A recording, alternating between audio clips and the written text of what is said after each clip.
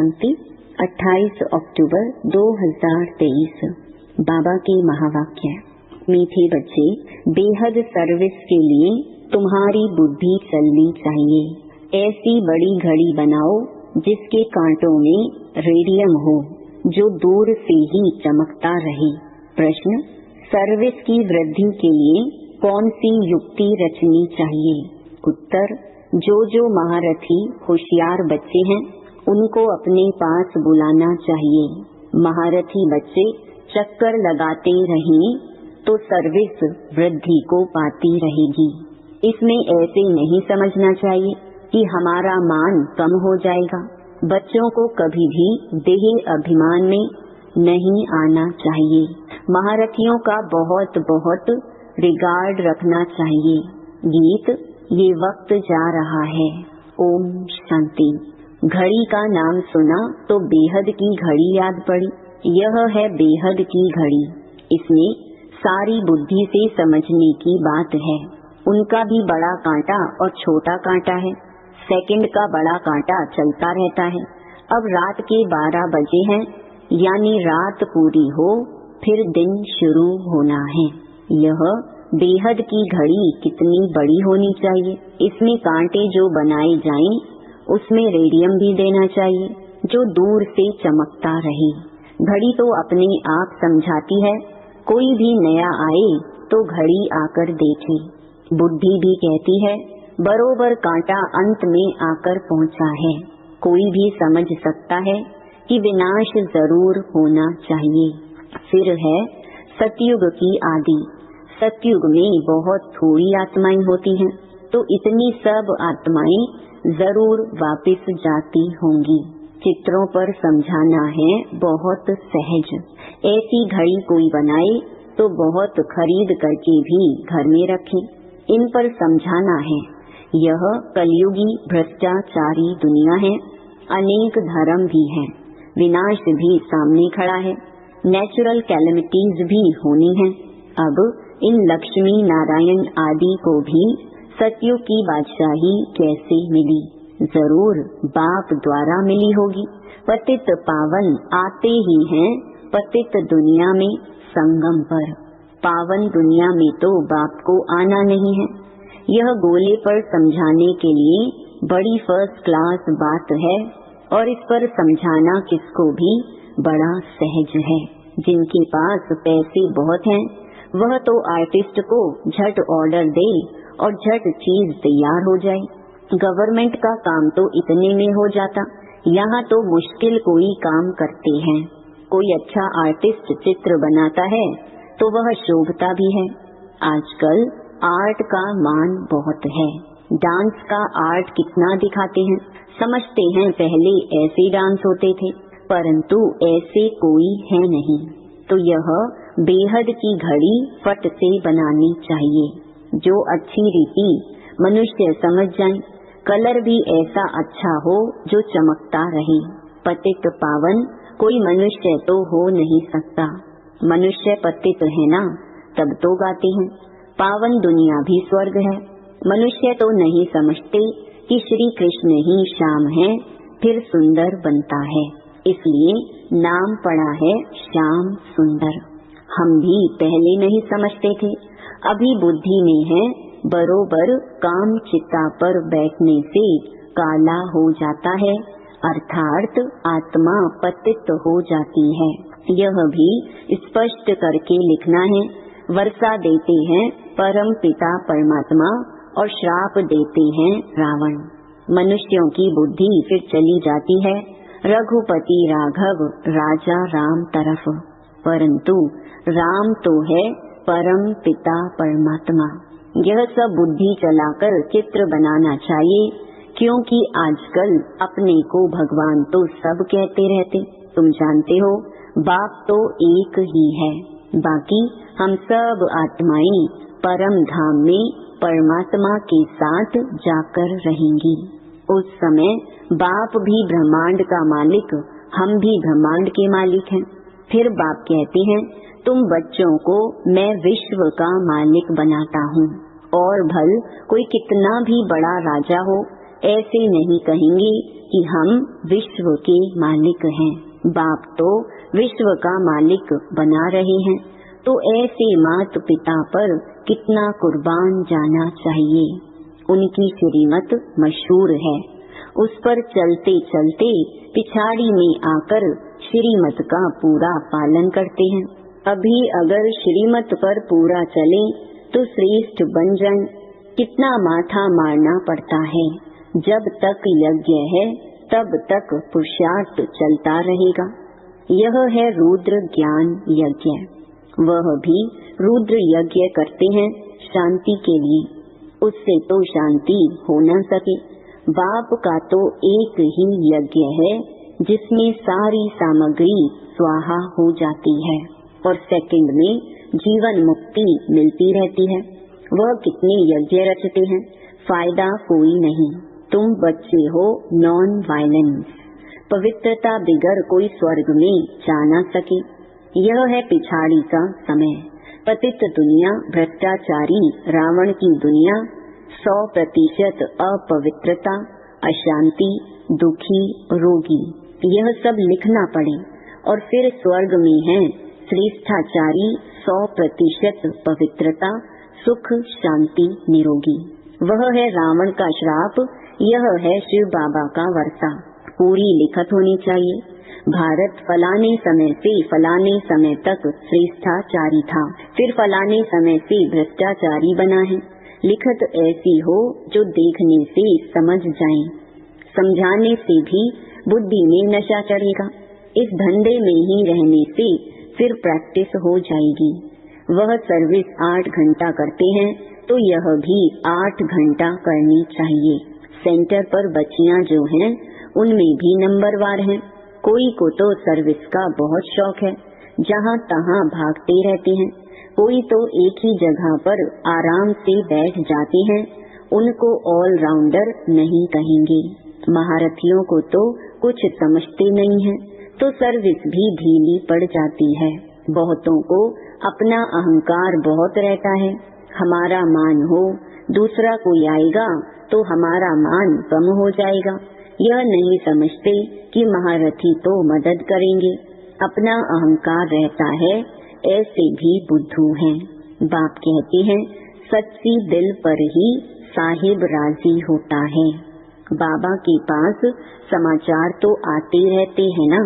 बाबा हर एक की रग को समझते हैं। यह बाबा भी अनुभवी है, तो यह गोले की समझानी बहुत अच्छी है। यह समझानी तुम्हारी निकलेगी तो तुम्हारी सर्विस बहुत अच्छी विहंग मार्ग की हो जाएगी। अभी तो चीटी मार्ग की सर्विस है। अपने ही देह अभिमान में रहते हैं, इसीलिए बुद्धि चलती नहीं। अभी यह है विहंग मार्ग की सर्विस। सर्विसेबल बच्चों का माथा चलता रहेगा। क्या क्या बनाना चाहिए, चित्रों पर समझाना बहुत सहज है। अभी कलयुग है, सतयुग स्थापन होता है। बाप ही सबको वापस ले जाएंगे। वहाँ है सुख, यहाँ है दुख। सब पतित हैं। पतित मनुष्य कोई को भी मुक्ति, जीवन मुक्ति दे नहीं सकते हैं। यह सब हैं भक्ति मार्ग की कारोबार सिखलाने वाले। गुरु सब हैं भक्ति मार्ग के, ज्ञान मार्ग का गुरु कोई है नहीं। यहाँ तो कितनी मेहनत करनी पड़ती। भारत को स्वर्ग बनाने में जादूगरी का खेल है ना, इसलिए उनको जादूगर भी कहते हैं। श्री कृष्ण को कभी जादूगर नहीं कहेंगे। श्री कृष्ण को भी श्याम से सुंदर बनाने वाला वह बाप है। समझाने का बड़ा नशा चाहिए, बाहर में जाना चाहिए। गरीब ही अच्छा उठाते हैं, साहूकारों में उम्मीद कम रहती है। 100 गरीब तो 1-2 साहूकार, 5-7 साधारण निकलेंगे। ऐसे ही काम चलता है। धन की इतनी दरकार नहीं रहती। गवर्नमेंट ने देखो कितना बारूद बनाया है। दोनों समझते हैं विनाश हो जाएगा, हम विनाश को पाएंगे। तब मलूक माना शिकारी कौन बनेंगे। कहानी है ना, 2 बिल्ले लड़े, मक्खन बीच में बंदर को मिल गया। श्री कृष्ण के मुख में मक्खन दिखाते हैं, है यह स्वर्ग रूपी मक्खन। यह बातें मुश्किल कोई समझ सकते हैं। यहाँ 20-25 वर्ष रहने वाले भी कुछ नहीं समझते। पहले पहले भट्ठी बनी, उसमें कितने आए कितने चले गए, कोई जम गए हैं। ड्रामा में कल्प पहले भी ऐसे ही हुआ था, अब भी ऐसे हो रहा है। चित्र जितने बड़े होंगे उतना कोई को भी समझाना सहज होगा। लक्ष्मी नारायण का चित्र भी जरूरी है। झाड़ से पता पड़ता है भक्ति कल्ट कब से शुरू होता है। ब्रह्मा की रात 2 युग, फिर ब्रह्मा का दिन 2 युग। मनुष्य तो समझते नहीं, फिर कहेंगे ब्रह्मा तो सूक्ष्म वतन में है, परंतु प्रजापिता तो जरूर यहाँ ही होगा। कितने गुह्य राज हैं जो शास्त्रों में तो हो नहीं सकते। मनुष्यों ने सब उल्टे चित्र देखे हैं, उल्टा ज्ञान सुना है। ब्रह्मा को भी बहुत भुजाएं दी हैं। यह जो भी शास्त्र आदि हैं, वह सब है भक्ति मार्ग की सामग्री। यह कब से शुरू होती है दुनिया नहीं जानती। मनुष्य भक्ति कितनी करते हैं, समझते हैं भक्ति बिगर भगवान मिल नहीं सकता, लेकिन जब पूरी दुर्गति हो तब तो भगवान मिलेगा सदगति के लिए। यह हिसाब किताब तुम जानते हो। आधा कल्प से भक्ति शुरू होती है। बाप कहते हैं यह वेद उपनिषद यज्ञ तप आदि सब हैं भक्ति मार्ग के। यह सब खत्म होने हैं, सबको काला बनना ही है, फिर गोरा बनाने बाप को आना पड़ी। बाप कहते हैं मैं कल्प के संगम युगे युगे आता हूँ, ना कि युगे युगे। दिखाते हैं कच्छ अवतार, मच्छ अवतार, परशुराम अवतार, यह भगवान के अवतार हैं। फिर पत्थर भीतर में भगवान कैसे हो सकता है। मनुष्य कितने बेसमझ हो गए हैं। बाप ने आकर कितना समझदार बनाया है, महिमा भी करनी पड़ी। परम पिता परमात्मा ज्ञान का सागर, पवित्रता का सागर है। श्री कृष्ण की यह महिमा हो नहीं सकती। श्री कृष्ण के भक्त फिर श्री कृष्ण के लिए कह देते हैं कि सर्वव्यापी है। कितना चटक पड़ते हैं, उनसे निकालकर फिर बाप का परिचय देते हैं। सब आत्माएं भाई भाई हैं, सब फादर थोड़े ही हो सकते हैं। फिर याद किसको किया जाता है? गॉड फादर को बच्चे याद करते हैं। समझाने वाला भी बेहद बुद्धि वाला चाहिए। बच्चों की बुद्धि हद में फंस पड़ती है, एक जगह ही बैठ जाते हैं। बिजनेसमैन जो होते हैं वह बड़ी बड़ी ब्रांचेस खोलते हैं। जितना जो सेंटर्स खोले वह मैनेजर अच्छा, फिर सेंटर पर भी मदार है। यह है अविनाशी ज्ञान रत्नों की दुकान। किसकी? ज्ञान सागर की। पॉइंट तो बहुत हैं जो धारण कर समझानी है। सभा में चित्र रखे हो जो सब देखी। घड़ी का चित्र सृष्टि चक्र का बहुत अच्छा है। इस चक्र को जानने से चक्रवर्ती बनेंगे। स्वदर्शन चक्रधारी बनना है। घड़ी पर समझाना बहुत सहज है। कितने पुराने बच्चे लायक ही नहीं बनते, अपने को मियाँ मिट्ठू समझ बैठते, फालतू खुश होते। सर्विस नहीं करेंगे तो कौन समझेंगे कि यह दानी है। दान भी अशर्फियों का करना चाहिए या पाई पैसे का। यह चित्र अंधों के आगे आईना है। आईने में अपना मुख देखेंगे। पहले बंदर की शक्ल थी, अभी मंदिर की शक्ल बन रही है। मंदिर में रहने लायक बनने का पुरुषार्थ करना है। यह है पतित दुनिया, वह है पावन दुनिया जो शिव बाबा स्थापन कर रहे हैं। जो श्रीमत पर नहीं चलती उनकी बुद्धि में कभी धारणा हो नहीं सकती। बाप कहते हैं प्रतिदिन तुमको गुह्य बताता हूँ तो जरूर ज्ञान की वृद्धि होती जाएगी। कोई प्रश्न उठाते हैं 8 बादशाही कैसे चलेंगी? इस हिसाब से इतनी बादशाही होनी चाहिए। बाप कहते हैं तुम लोग इन बातों में क्यों पड़ते हो? पहले बाप और उनके वर्षे को तो याद करो। वहाँ की जो रस्म रिवाज होगी वह चलेगी। बच्चे जिस रीति से पैदा होते होंगे उस रीति से होंगे। तुम क्यों इसमें जाते हो? विकार की बात मुख पर क्यों लाते हो? यह चित्र किसको सौगात में देना बहुत अच्छा है। यह गॉड फादरली गिफ्ट है। ऐसी गॉड फादरली गिफ्ट कौन नहीं ले जाएंगे? क्रिश्चियन लोग और किसका लिटरेचर आदि नहीं लेते। उनको अपने धर्म का नशा रहता है। बाप तो कहते हैं देवता धर्म सबसे ऊंच है। वह समझते हैं कि हमको इन क्रिश्चियन से बहुत पैसे मिलते हैं, परंतु यह तो ज्ञान की बातें हैं। जो ज्ञान उठाते हैं वही बाप से वर्षा पाते हैं। अच्छा, मीठे मीठे सिकिलधे बच्चों प्रति माता पिता बाप दादा का याद प्यार और गुड मॉर्निंग। रूहानी बाप की रूहानी बच्चों को नमस्ते। धारणा के लिए मुख्य सार।